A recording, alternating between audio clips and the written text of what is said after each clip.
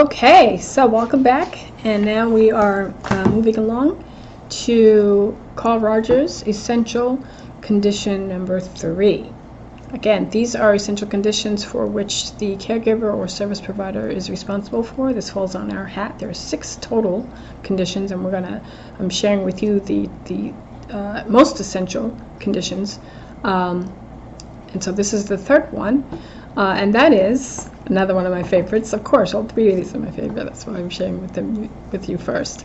The caregiver having empathetic understanding.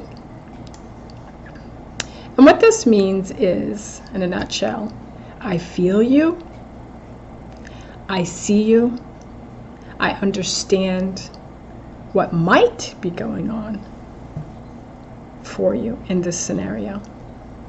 I feel you, I see where you're coming from, and it's very much, in a very, very big way, removing yourself from the equation, right? So we talked about leaving your stuff at the door. A lot of people have heard that, and so, and I think of so many people that I've worked with, and, sometimes people feel like leaving themselves at the door, it's like, okay, I have to get ready. And yeah, it's that. But it's also the space of process and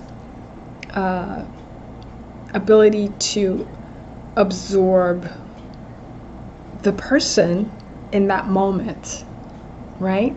You don't know what has happened before they get to your door. You don't know what's happened before they meet you.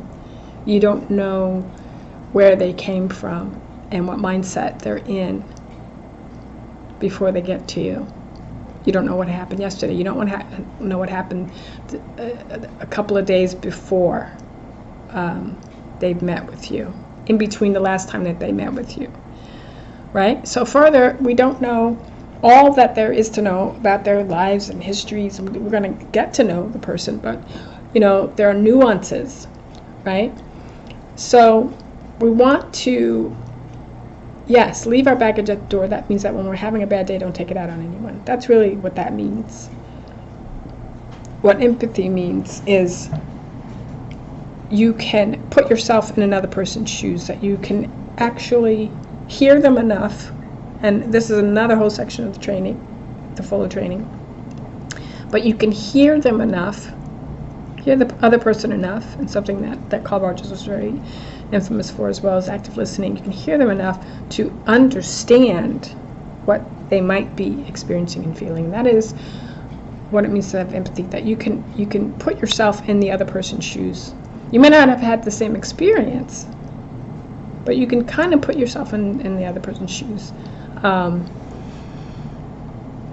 so this is why also there's some common words that actually people can have bad reactions to.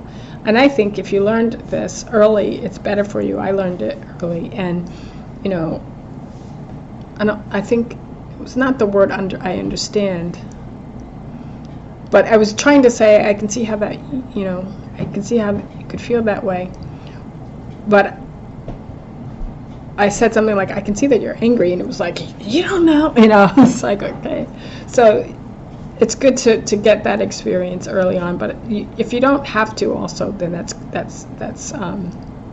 fine too. And there's several of these experiences that will help you along the way in terms of your language and how to say what it is that you need to say.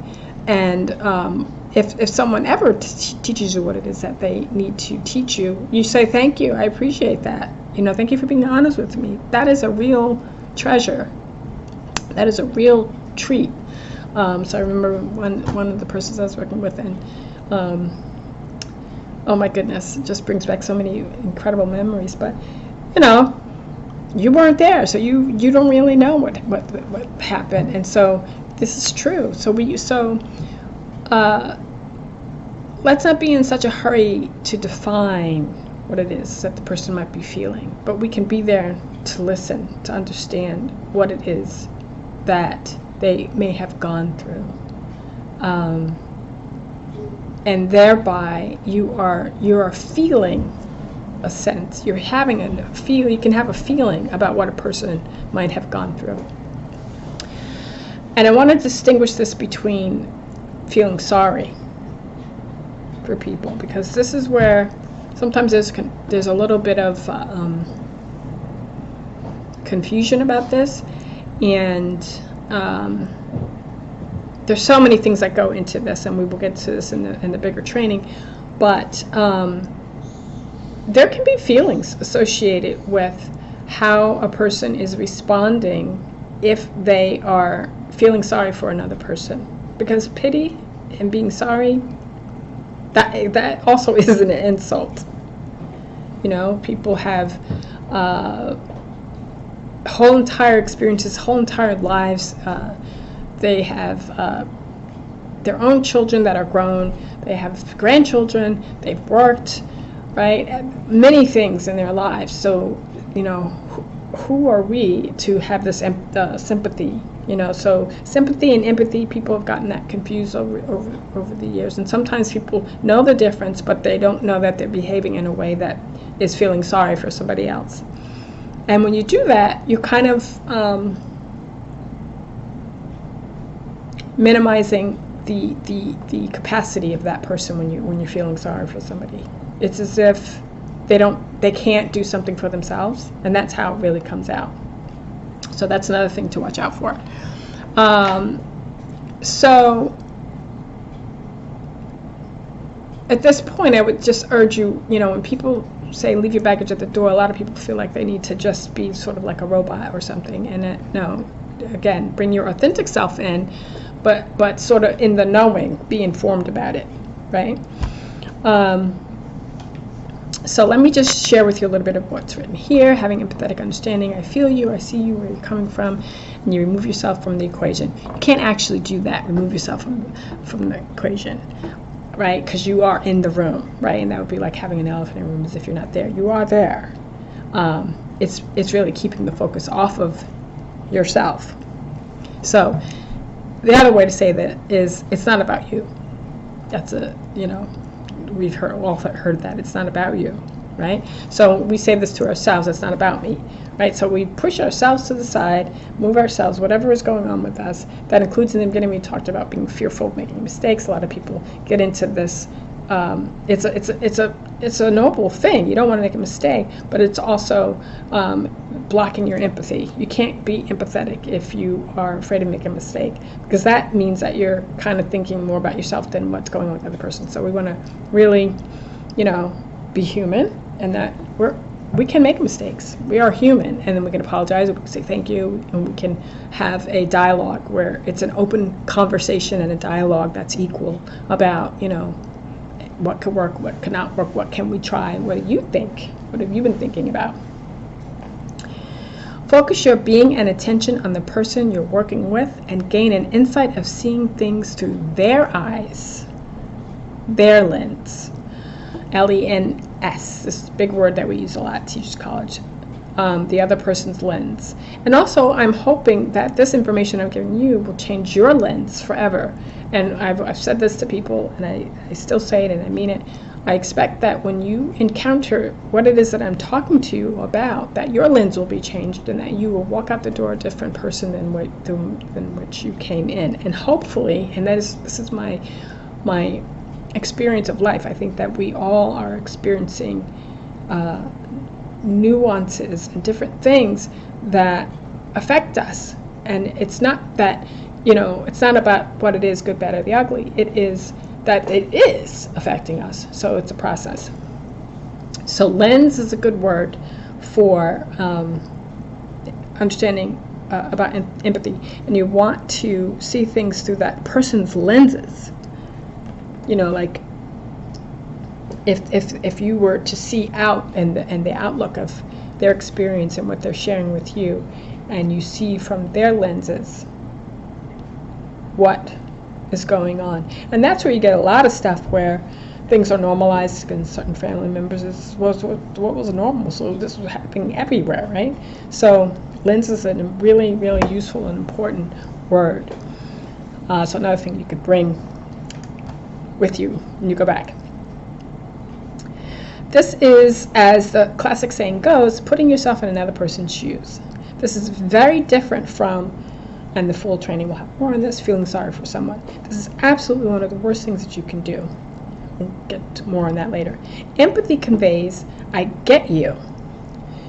This didn't happen to me, though I can feel a sense of what that might have been like on a human level. Or maybe it did happen to you and you got an idea of what that is like on a human level, right? So this is eye-to-eye connection, eye-to-eye connection. And you will feel the difference immediately when it happens. See, like right then and there, okay?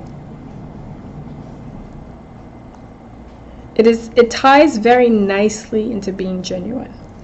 When you're authentic, rather than looking at someone with a glossed over, I'm looking at you so I hear you. Well, I didn't say that right. When you're authentic, rather than looking at someone with a glossed over, I'm looking at you so I hear you kind of face, and I'm going to do that. I'm looking at you so I hear you face. People can have that look and be thinking about dinner. And you know what I'm talking about because I'm sure it's happened to you. So you're actually looking at the person, both eyes, nose, mouth. You're feeling where they are in that moment and where they're coming from. It's like a real feeling that you sense. Carl Rogers would say that here, the person in the helping relationship is able to have an accurate sense of what the client is feeling and meaning and can articulate this understanding. So it's not just looking the part. Carl Rogers expects us, and this is part of what I'm providing for you, to pull this in and actually bring it forward, right? So it's not a task, it just means being present with the person enough so that you can hear them. It's a deep understanding that comes from being present with the person, being able to really listen or actively listening. And this is where he coined as well. Active listening means, and there's a whole lot about this later on in communication. Active listening means being, and not by way that you've heard it before. Active listening means being able to paraphrase back to the person and include things like seeing things from the other's point of view, listening for total meaning. And this is so, I love this part of it. It's not in this ebook, but listening for total meaning. What's underneath the tone? Asking for clarification on points when you're not clear, responding when something is not clear so that you seek to understand, responding to feelings and paying attention to cues. And we will talk more about that later. So these three conditions, this is one of the most crucial. They're all crucial. All these things, all three of these things need to be together in order for effective work to begin and for the person to feel comfortable enough to begin work and continue work with you. And then it also opens the door for other providers to be able to provide for that person. And if they can't provide, that's okay. It'll at least give the person the understanding that, oh, I've seen what looks right, or I've seen and felt when someone does care about me, so I don't know what this is, but I'm going to find it what I need, right? So you're also giving them a way of differentiating and discerning excellent service, good care, and people that really give a damn. All right, so we are going to stop here, and then we'll be back in a few with some additional stuff about self-care in another kind of way. But I'm going to summarize these 3 points first, and then we'll move on to creativity. Okay? I'll see you in a few.